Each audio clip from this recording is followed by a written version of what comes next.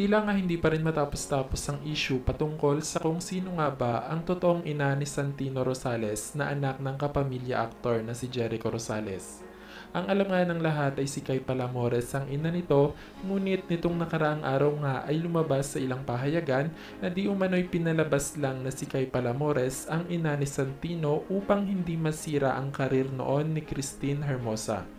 Samantala ngayong araw nga ay binasag na ni Kay Palamores ang kanyang pananahimik at inamin na nito sa publiko ang katotohanan kung sino nga ba ang totoong ina ni Santino.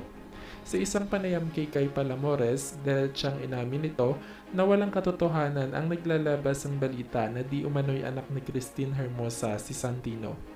Dagdag pa nito, wag na daw guluhin pa ng mga marites ang masaya nilang pamumuhay ngayon. Gayon din daw ang masayang pamilya ngayon ni Christine Hermosa. Nahihiya na umano si Kay kina Jericho at Christine dahil maging ang mga ito ay nadadamay na sa issue. Pinakita na din naman daw niya sa lahat ang DNA test result ni Santino na nagpapatunay na siya talaga ang ina nito. Hanggang ngayon naman ay hinihintay pa rin ng publiko kung ano ang magiging reaksyon ni Christine Hermosa sa isyung mga naglalabasan patungkol sa kanyang nakaraan.